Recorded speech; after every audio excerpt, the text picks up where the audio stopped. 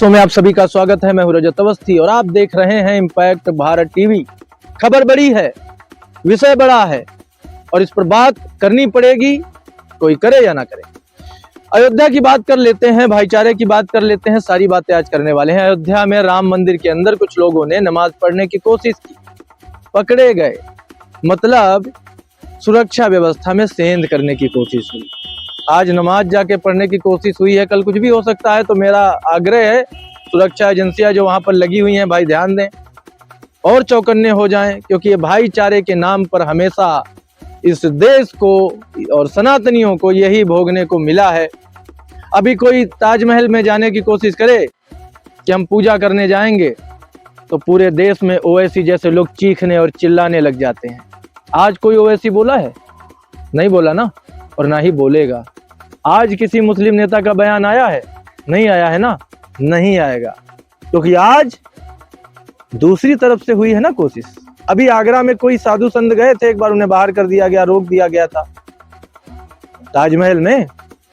तो अगर कोई संत कोई काम करता है तो भाईचारे को खराब कर रहा है, दोस्ती यारी खराब कर रहा है, दो धर्मों के बीच युद्ध कराने की कोशिश कर रहा है। लेकिन अब आप मुझे बताओ दर्शकों कि ये क्या कर रहे हैं, जब ये राम मंदिर जो कि हिंदुओं की आस्था का सबसे बड़ा केंद्र है, 500 वर्षों की तपस्या के बाद, अनगिनत लोगों की, अनगिनत संतों के बलिदान के बाद लोगों ने गोलियां खाई हैं मुलायम सिंह की सरकार में अपने सीने पर।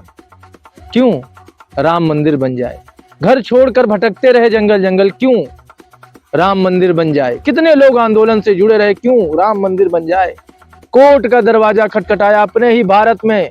एक आक्रांता जो बाहर से आया था, बाबर, उसको हटा करके अपनी जगह जो भगवान राम की थी उसको लेने के लिए 500 वर्षों तक संघर्ष किया गया। सैकड़ों वर्षों तक तो कोर्ट के चक्कर काटे गए, और जब ये जजमेंट आया कि वहां राम मंदिर की, वहां मंदिर था भगवान का और वही रहेगा, अब क्या हो रहा है?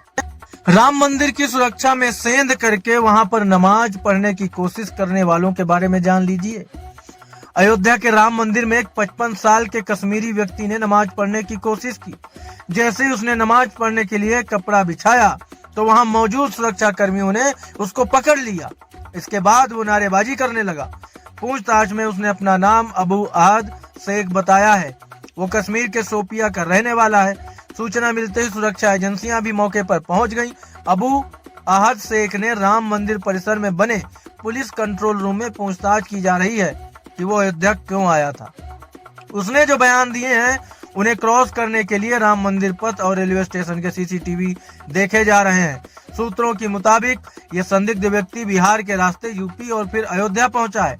हालांकि शुरुआत में 3 लोगों के मंदिर कैंपस से पकड़ने की जानकारी आई थी। वहीं अयोध्या के एसएसपी गौरव ग्रोवर ने कहा कि हमारे पास एक ही व्यक्ति है, वो नमाज पढ़ने का प्रयास कर रहा था। सिक्योरिटी गार्ड ने उसको पकड़ लिया है।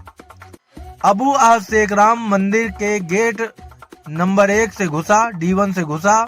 इसके बाद सीता रसोई के पास नमाज पढ़ने के लिए वहां पर बैठ गया और नमाज पढ़ने की कोशिश करने लगा। उसके बाद पुलिस वालों ने उसे ऐसा करते हुए देखा और हिरासत में ले लिया है। दरअसल राम मंदिर में एंट्री करने के दौरान सिर्फ चेकिंग होती है, आधार कार्ड या किसी अन्य परिचय पत्र को चेक नहीं किया जाता। इसी का फायदा उठाकर अबू आहद शेख राम मंदिर परिसर में एंट्री कर गया। इसके बाद वो सीता रसोई तक जा पहुंचा, जो मुख्य मंदिर से सिर्फ 200 मीटर दूर है। यहाँ नमाज पढ़ने की उसने कोशिश की है। मौके पर मौजूद लोगों ने बताया कि सुरक्षा कर्मियों ने जब अबू आहद शेख को रोका तो उसने नारेबाजी शुरू कर दी। वहीं घटना की सूचना मिलते ही खुफिया एजेंसियां, स्थानीय पुलिस और वरिष्ठ प्रशासनिक अधिकारी भी सक्रिय हो गए हैं। हालांकि इस मामले पर जिला प्रशासन ने फिलहाल कोई आधिकारिक बयान जारी नहीं किया है। राम मंदिर ट्रस्ट ने भी पूरे प्रकरण पर अभी तक चुप्पी साधी हुई है। अयोध्या के संत इस सबसे नाराज दिखाई दे रहे हैं। गौरी शंकर दास जी अखाड़ा परिषद के महामंत्री हैं। उन्होंने कहा, जिसने भी राम मंदिर में यह किया है, प्रशासन को उसके साथ सख्ती के साथ पेश आना चाहिए। वहीं शत्रुघ्न दास वरिष्ठ संत रहे हनुमानगढ़ी के। अयोध्या में अनेक मुसलमान रूप बदलकर व्यवसाय कर रहे हैं और घूम रहे हैं, उन पर रोक लगाई जाए, ऐसा इनका कहना है। वहीं महंत रमेश दास हनुमानगढ़ी के मुख्य पुजारी हैं। उन्होंने कहा है कि राम मंदिर परिसर में मुसलमानों का प्रवेश पूरी तरह वर्जित किया जाए। इस पर केंद्र और प्रदेश की सरकार तत्काल कार्रवाई करे और रोक लगाने का काम भी करे। वहीं एसएसपी डॉक्टर गौरव ग्रोवर ने बताया कि मंदिर परिसर से पकड़े गए अबू आहद शेख के पास से आधार कार्ड मिला है। सीसीटीवी फुटेज निकालकर एक एक चीज की पड़ताल भी की जा रही है। वो परकोटे के पास कपड़ा बिछाने लगा था। सुरक्षा कर्मियों को कुछ शक हुआ, इसके बाद उस पर निगाह रखी गई। इसी बीच वो अचानक नमाज पढ़ने के अंदाज में बैठने लगा।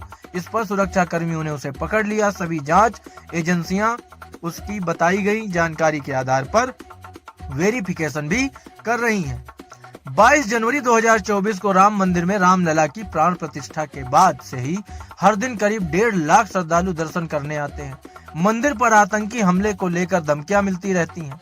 ऐसे में राम मंदिर की सुरक्षा को देखते हुए सरकार ने एनएसजी की यूनिट शुरू करने का भी फैसला लिया है। अभी श्री राम जन्मभूमि परिसर और मंदिर की सुरक्षा की जिम्मेदारी एसएसएफ के हाथों में है। मंदिर की सुरक्षा में 200 जवान तैनात हैं। यूपी सरकार ने हाल ही में पीएसी और पुलिस के जवानों को मिलाकर एसएसएफ गठन किया था। 22 अगस्त 2024 श्री राम जन्मभूमि तीर्थ क्षेत्र ट्रस्ट के हेल्प डेस्क मोबाइल नंबर पर भी व्हाट्सएप के माध्यम से धमकी दी गई थी। धमकी भरे संदेश में लिखा गया, बहुत जल्द वो मंदिर को नष्ट कर देंगे और वहां मस्जिद बनाएंगे। मंदिर को 4000 किलो आरडीएक्स से नष्ट कर दिया जाएगा। इस मामले में यूपी एटीएस ने 14 सितंबर को बिहार के भागलपुर से मोहम्मद मकसूद नाम के आरोपी को गिरफ्तार किया था। प्रारंभिक पूछताछ में मालूम हुआ कि मकसूद राम मंदिर निर्माण से गुस्सा था। 28 मई 2024 की बात करें तो पहले एक आईडी से इंस्टाग्राम पर पोस्ट की गई, फिर 112 पर कॉल आई। राम मंदिर को उड़ाने की धमकी मिलते ही पुलिस ने साइबर एक्सपर्ट और सर्विलांस टीम को तुरंत एक्टिव किया। दहशत न फैले इसलिए पुलिस ने अंदर खाने जांच की। जांच में धमकी देने वाले की लोकेशन कुशीनगर की निकली है। पुलिस ने धमकी देने वाले बलुआ तकिया क्षेत्र के रहने वाले एक 16 साल के किशोर को हिरासत में लेकर पूछताछ की। शुरुआती जांच में पता चला कि नाबालिग मानसिक तौर पर स्वस्थ नहीं है। वहीं 11 नवंबर 2024 की अगर बात की जाए तो खालिस्तानी आतंकी और सिख फॉर जस्टिस यानी एसएफजे के चीफ गुरपतवंत सिंह पन्नू ने राम मंदिर को बम से उड़ाने की धमकी दी थी। कहा था, हम हिंदूवादी विचारधारा की जन्मस्थली अयोध्या की नींव को हिला देंगे। रामलला की प्राण प्रतिष्ठा के बाद से हर दिन करीब 1.5 लाख श्रद्धालु दर्शन करने आते हैं। मंदिर पर आतंकी हमले को लेकर धमकियां भी मिलती रहती हैं। ऐसे में अयोध्या की सुरक्षा को पूरी तरह दुरुस्त करने के लिए यहाँ एनएसजी का हब बनाने की तैयारी भी की जा रही है। एनएसजी यूनिट विशेष हथियार, स्पेशलाइज्ड वेपन और एंटी ड्रोन तकनीकी से लैस होगी। मंदिर परिसर में 11 करोड़ की लागत से इंटीग्रेटेड कंट्रोल सेंटर बनाया जा रहा है। इसमें पुलिस, सीआरपीएफ, एसएसएफ और खुफिया संगठनों के बैठने की भी व्यवस्था की जा रही है। कुछ लोगों का उस समय ये दावा था कि राम मंदिर बनेगा तो क्या होगा, अस्पताल बना दो, ये कर दो, वो कर दो। लेकिन आज जब एक हुमायूं कबीर पश्चिम बंगाल में मुर्शिदाबाद में बाबरी मस्जिद की नींव रखने जाता है तो इस देश के तमाम पढ़े लिखे एजुकेटेड लोग, सबको समान भाव से देखने वाले झूठे फरेबी लोग, उनके मुंह से एक शब्द नहीं निकलता है कि भाई वहां मस्जिद क्यों बना रहे हो, अस्पताल बना दो। राम मंदिर बनने पे अस्पताल चाहिए था, लेकिन बाबरी मस्जिद बनने पे अस्पताल नहीं चाहिए। इनके बाप लगते हैं क्या बाबर? वो बाबर जो इस देश का नहीं था, उसकी मस्जिद चाहिए यहाँ। लेकिन इस देश की धरती जिस राम से जानी जाती है, जिनके आदर्शों से जानी जाती है, उस राम के मंदिर से इनको तकलीफ थी। और वो तकलीफ ओवैसी के बयान में बार बार दिखती है कि हमारी मस्जिद शहीद की गई, हम उसे भूलेंगे नहीं, अपने बच्चों को बता के जाएंगे। कुछ और भी बता के जाओ कि इस देश में बहुत से लोगों ने आजादी पाने के लिए संघर्ष किया था। सुभाष चंद्र बोस सालों साल भटकते रहे थे, तब जाके आजादी मिली थी। भगत सिंह ने छोटी सी उम्र में अपनी जान दे दी, इस देश पे कुर्बान हो गए। चंद्रशेखर आजाद, उन्होंने अपने आप को कुर्बान किया इस देश पर। बहुत सारे लोग हैं। लाला लाजपत राय लाठियां खाकर अपने प्राणों की आहुति दे दी देश को आजाद कराने में। वो भी कहानियां बताओ, लेकिन नहीं, बाबरी की कहानी बता के जाएंगे। धर्म के नाम पर हमेशा यही होता है और सीएम योगी बार बार कह चुके हैं। आज भी उन्होंने जब प्रयागराज से अपना संबोधन दिया है तो उसमें उन्होंने बताया कि बांग्लादेश के हालात इस समय क्या हैं, वहां लोग बटे हैं इसलिए कट रहे हैं, और इस देश में जातिवाद खत्म हो जाए तो हम सुरक्षित रह सकते हैं, क्योंकि जाति में बांटकर हमारा वही असर करने की कोशिश है। सीएम योगी बार बार कह रहे हैं, सीएम योगी ने कहा है ये चीज बार बार, उनके बयान आप देखो, हर विषय पर खुल करके मुखरता के साथ अपना पक्ष रखते हैं, इसीलिए कुछ लोग उन्हें नापसंद करते होंगे। पीएम मोदी जब राम मंदिर की प्राण प्रतिष्ठा में पहुंचे, नींव भी रखी, प्राण प्रतिष्ठा भी की, तब भी बहुत से लोगों ने सवाल उठाए। अब सोमनाथ मंदिर में जाने वाले हैं 11 तारीख को, तब भी सवाल उठाए जाएंगे।